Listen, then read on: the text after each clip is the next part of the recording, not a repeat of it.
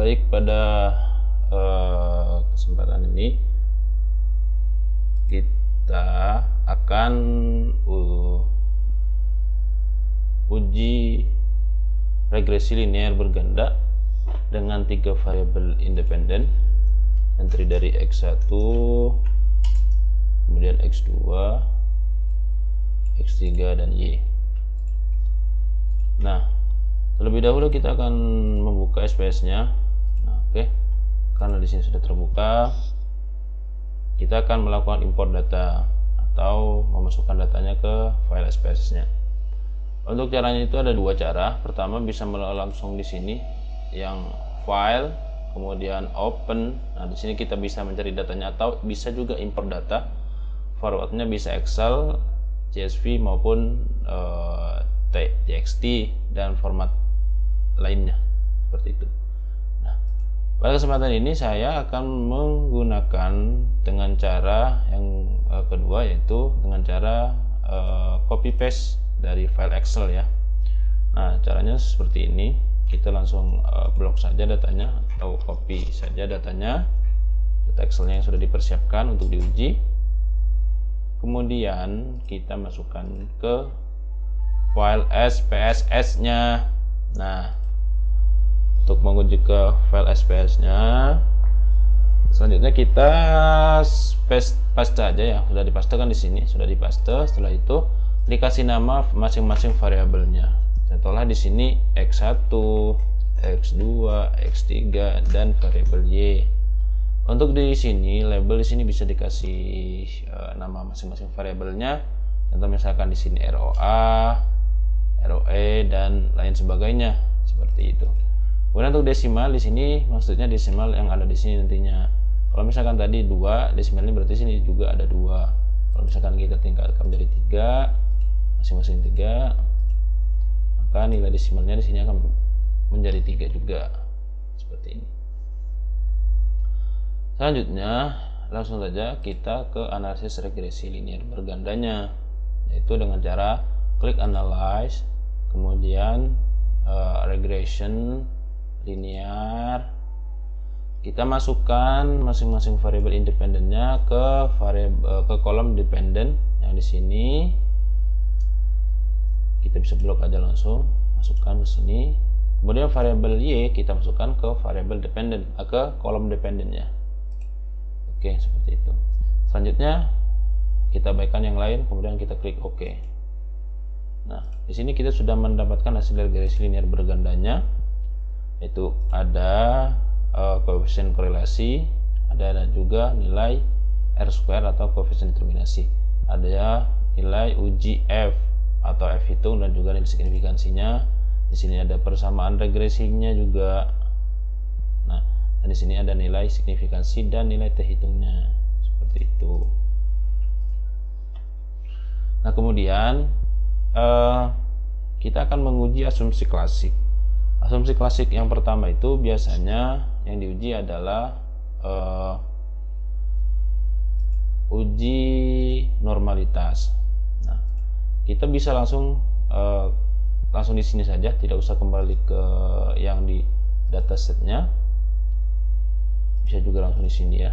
Kita klik analyze, kemudian regression lagi, masuk ke linear. Nah, masuk ke save ini. Nah, di save ini kita klik. Nah, kemudian yang dicentang itu, yang diklik juga yang unstandardized-nya. Setelah itu klik yang lain, abaikan yang lain, kemudian klik continue. Dan kita klik OK. Nah, tujuannya diklik unstandardized itu untuk apa? Nah, tujuannya adalah untuk mendapatkan data residual atau dataset baru. Nah, yang ini. Tujuannya nanti data residual ini akan diuji normalitas.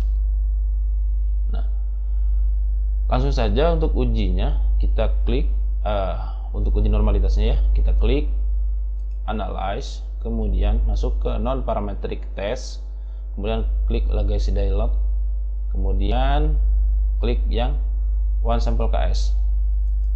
Nah, kita masukkan yang unstandardized-nya ke kolom test variable list.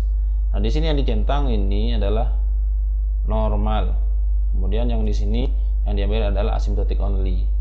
Kemudian kalau misalkan nanti mau diuji Monte Carlo dengan ketentuan misalkan menggunakan asymptotic ini tidak signifikan atau tidak normal dan juga signifikan, maka kita bisa mencoba menggunakan yang uji Monte Carlo ini dengan tujuan dengan harapan bahwa hasilnya akan normal ketika menggunakan uji Monte Carlo seperti itu. Karena klik aja continue, kemudian klik OK. Nah, kita akan mendapatkan nilai hasil uji normalitasnya. Nah, di sini kita sudah mendapatkan hasil normalitasnya, yaitu asymptotic signifikansinya sebesar 0,200 atau berada di atas 0,05, yang berarti data telah berdistribusi secara normal. Seperti itu. Pengujian kedua yaitu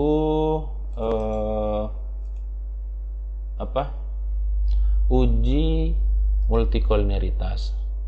Caranya sama seperti tadi, masuk ke regresi juga, analyze, kemudian regression linear, masuk seperti ini aja, seperti yang tadi juga. Kemudian masuk ke statistik, kita klik yang di collinearity diagnostic. Nah, klik yang ini, centang yang ini, kemudian klik continue, setelah itu klik OK.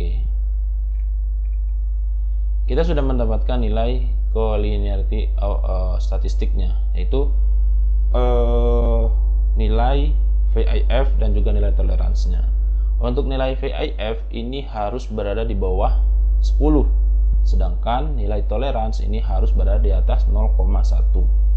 Nah, di nilai toleransi, contohnya di nilai toleransi ini untuk variabel X1 itu 0,937, nilainya lebih tinggi dibanding 0,1.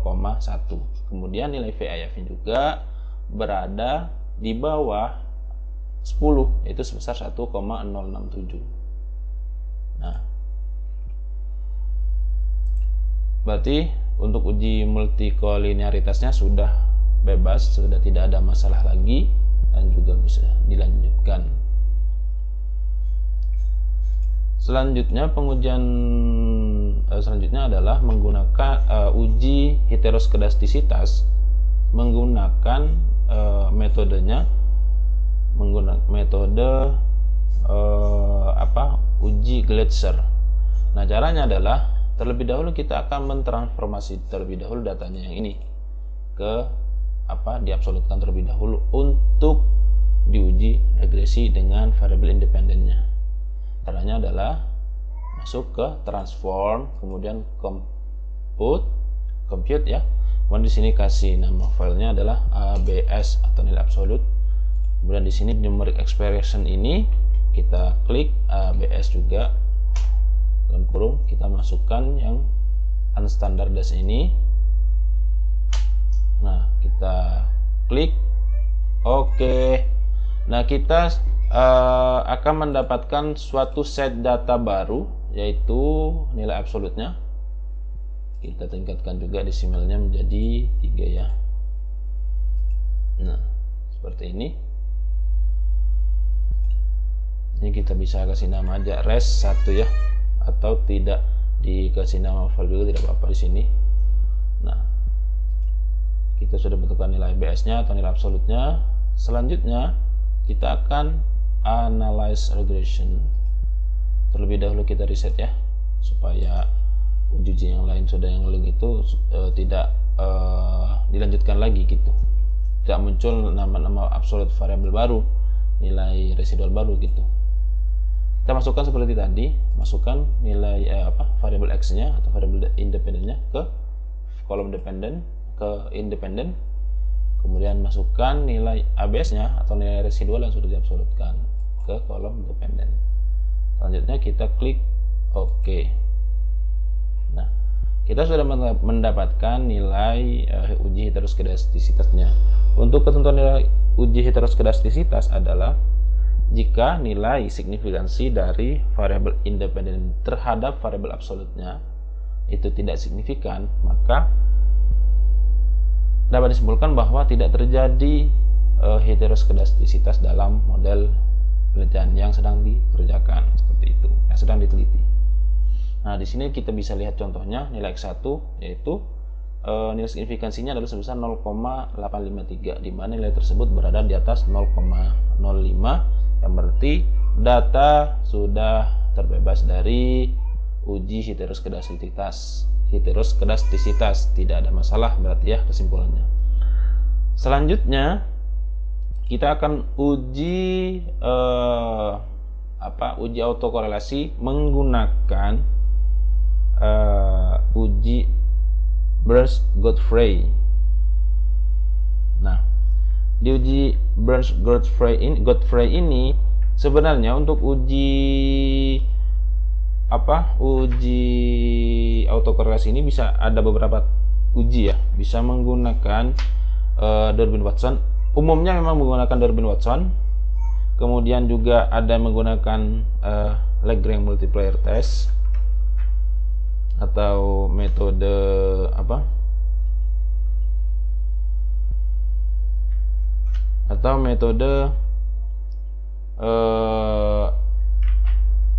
Burns-Godfrey itu LLM itu atau Lagrange multiplier, dan Burns-Godfrey itu sama saja pengujiannya, nama ujinya sama aja.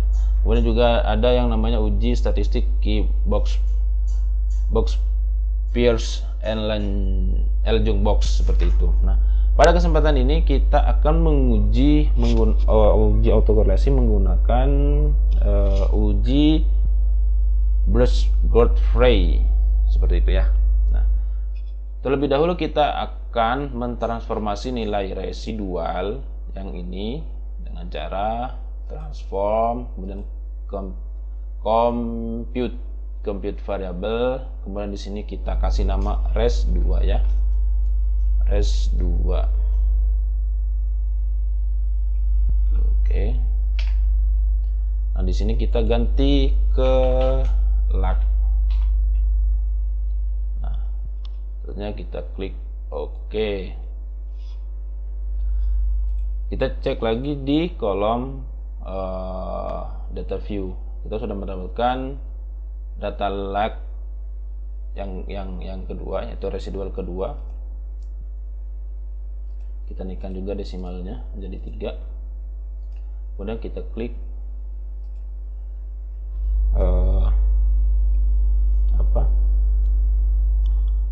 klik yang linear, kembali lagi seperti tadi. Kita bisa reset dulu, kemudian masukkan juga variabel X1 sampai X3 ke independen, dan kita juga memasukkan variabel residual kedua ini ke di sini, ke variabel independen. Jadi jika nanti nilai signifikansinya ini tidak signifikan atau lebih dari 0,05, berarti sudah bebas dari masalah masalah autokorelasi, seperti itu. Nah, untuk yang di dependennya kita masukkan nilai res1 atau nilai residualnya, kemudian kita bisa klik OK. Nah, kita sudah mendapatkan hasil nilai uji autokorelasi menggunakan uji Burns-Godfrey,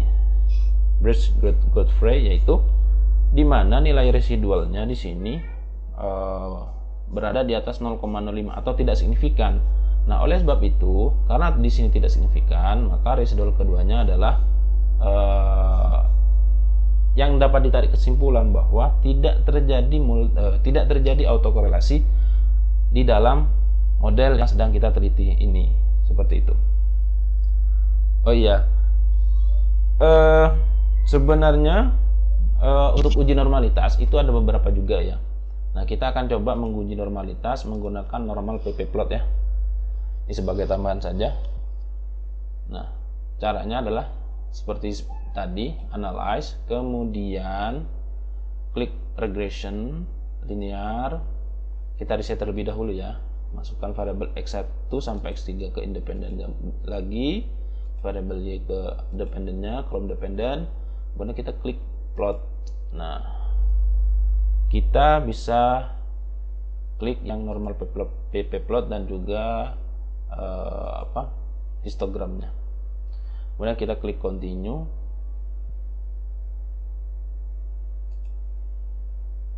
Kita sudah mendapat, kemudian kita klik OK ya.